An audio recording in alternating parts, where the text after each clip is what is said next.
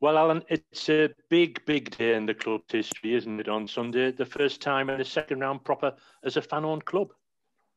Yeah, it's a massive day for us as a club. As you say, Ray, it's come a long way in the last 12 years, and you can see what it really means to the fans. It's just such a shame that they're not going to be there. Yeah, because if we were allowed fans into games, I dare say there would have been at least 1,000 fans going down to Bristol for this big game. If not more, especially with what's at stake, and that's probably been playing heavily on the lads' minds over the last couple of games. I think last night reflected that.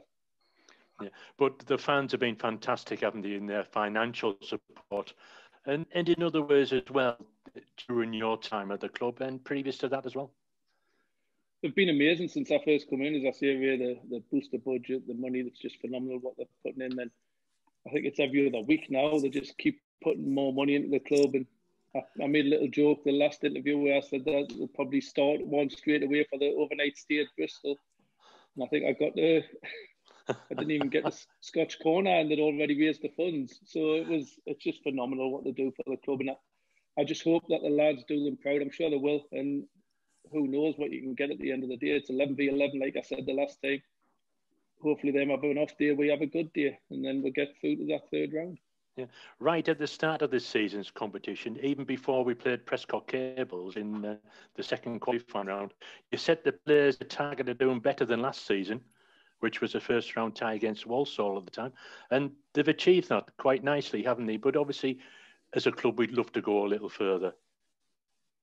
Like I said, you always want to go further, but it didn't even look as if we were going to get out the first qualifying round. When you look at it, we were one penalty away and Johnny Saltman made a fantastic save and then end up winning it for winning the penalty shootout. And it was tough to come into them games after not having a proper pre-season and any preparation. So to get where we are, I'm delighted. But like I said, the third round's the ultimate goal for this football club this year. And that's what I've said to everyone. In reality, if we can get there, and I said it'll probably happen because we haven't got the fans. It just sums things up. This is what happens to Darlington, unfortunately. Do you see similarities in this Bristol Rovers game compared to the Swindon game in the last round when we won 2-1? I think if they hadn't brought Paul in, I think it would have been very similar. But now they brought a manager in. He's had a couple of games. He's had a look at a few different formations with them. So he'll know his players a little bit more. And I'm sure he'll have them fired up. And I'm just hoping he maybe rests a few and has a look at the younger lads. You never know, he's going to look at the full squad, and I think his priority will probably be the league. And ours is the same, but obviously this is a much bigger opportunity for us than what it is for them. But you just hope that, as I say, them have an off day, and you've got to have that little bit of luck, that FA magic that keeps coming around every year. Hopefully we're a team that gets it this year. In terms of our recent form, though, the away form has been better than the home form, hasn't it? It's 4 straight away wins in League and Cup for Quakers.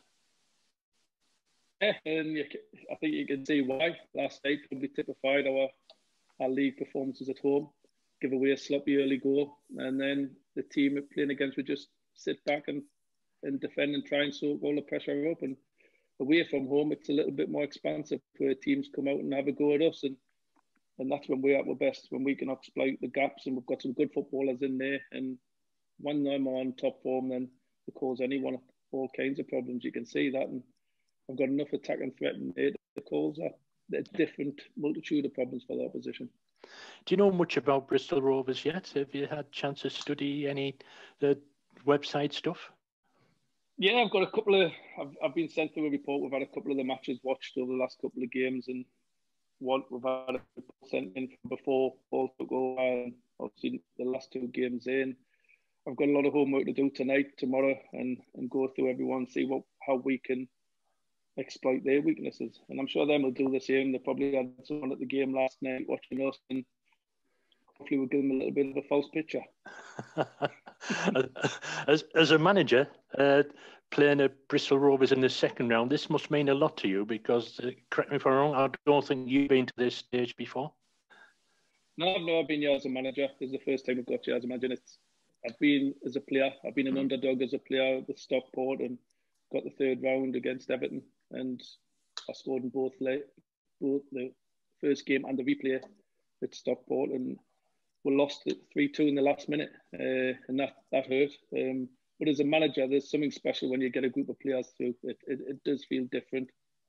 You take a bit more satisfaction from it than you do as a player, because you've got the whole group working for you. So I've just got to pick a team that I think will get us the right result on Sunday. And I'm a little bit under pressure when I look at it, because there's a lot of players up for places at the minute. That's the magic of the FA Cup, isn't it? It's just the unknown quantity. Something daft might happen on the day that's in your favour, or it might be something in their favour, and it could just make Darlington into giant killers again. That's what we're looking for, and that's what we're hoping for. And you see, there's a few non-league clubs. I think there's 10 of us still in there, and you just want to be that one or two that gets through. It happens every year. You get a few through there, and what it would mean to this town, to the club, to the fans who own the club, financially, it will be massive for us. And that was never the main target. The main target, obviously, is the bread and butter, which is trying to get into the playoffs in the league, and we need to get that sorted. But the cup is a distraction, unfortunately. It doesn't matter what you say, it is a distraction. So we've got to try and exploit it and show that we'll give it our best, and hopefully we can help the club strengthen financially off the field going forward. Yeah. Are the players practicing penalties just in case it's level after extra time?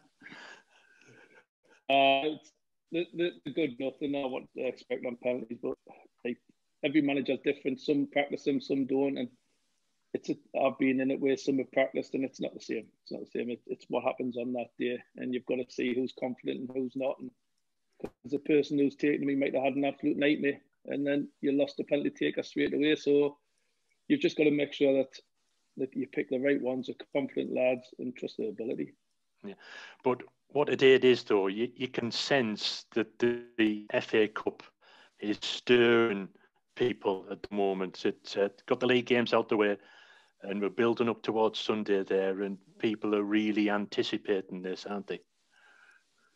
Yeah, I think it's been ever since we got there, ever since draw was made. Everyone kept talking about it and saying it's an opportunity because Bristol were in a difficult position, and the manager obviously got let go, and then everyone's saying it's the same as Swindon, and it does give a little bit of hope, really does, but it's not going to be easy. As I say many times, we've got to be at our best first and foremost, like we were down at Swindon. We're going to have to ride the storm when it gets difficult. We're going to have to be solid. We're going to have to take opportunities when we're getting. You're not going to get many, but you're going to have to take them when you get them. And I think that's what's probably let us down in the league in the last few games, is we're not scoring enough goals for the amount of chances we're creating. So Sunday they're going to have the shooting boots on if they want to make any chance of getting through.